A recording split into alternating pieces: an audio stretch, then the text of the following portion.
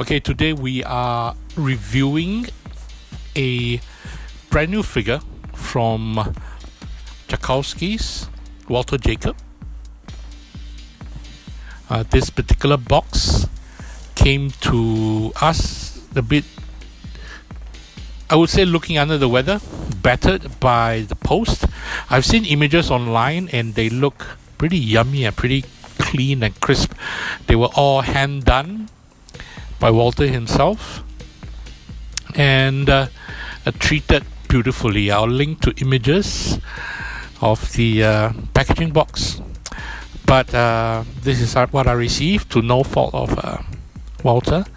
And yes, and it came with a lovely shiny sticker from Chauskoskis.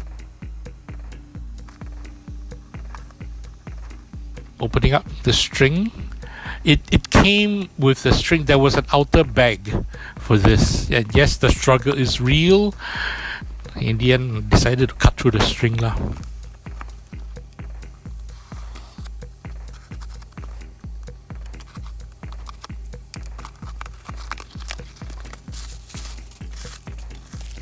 Packaged, and inside is the Sofubi itself.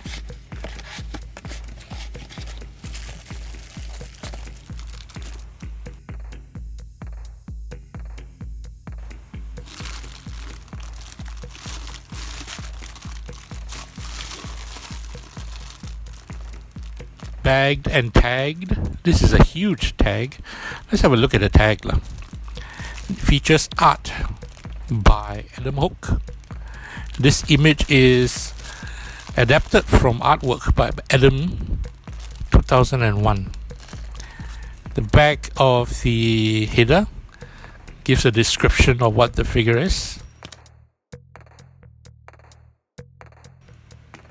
Made in Japan, okay, this is a created, designed and sculpted by Chauskoskis. This figure is made in Japan. Straight up Sofubi, man. Sweet! Okay, let's open it up. Rustle, rustle. Set it free!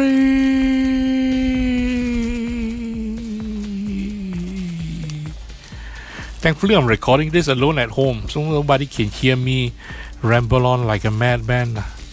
It's good. It's all good. It's all good.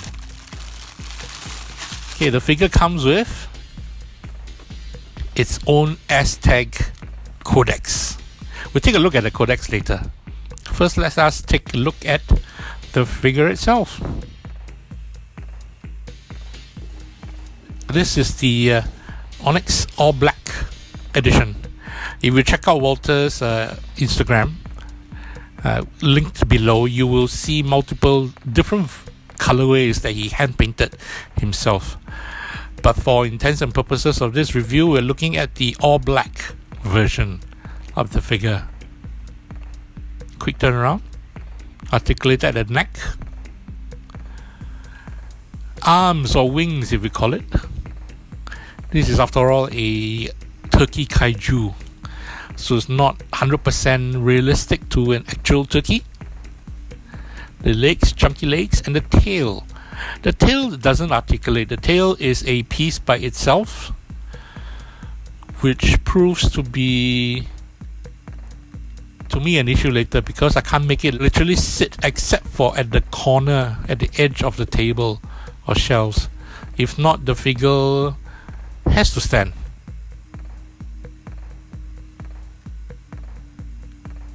So in terms of playability, that is my only issue with the figure.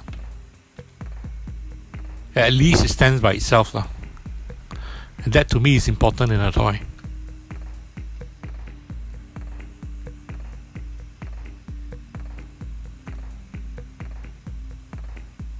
Okay, another look. Change the camera angle. Yet another turnaround of the figure. I'm liking the chunky legs and the sculpt.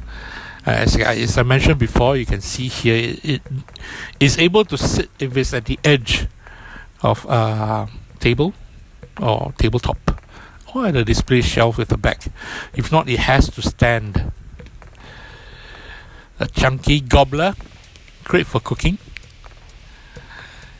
I wonder how huge is this, if it's kaiju sized. Based on the image from the header card, it's huge lah. Anyway, let's have a look at the codex, the Aztec codex, which has been hand burnt by Walter himself in the printed out format. This is fun. I've slowed down the visuals a little bit in this recording for you to see. It's full color, folded accordion style, and it is very dense in history. When you check out my interview, online interview with Walter, this figure is beyond just an aesthetic figure. There is a huge history that goes on behind the conception of this figure, tied into Aztec history, and is reflected in this codex, which is both with text and visual.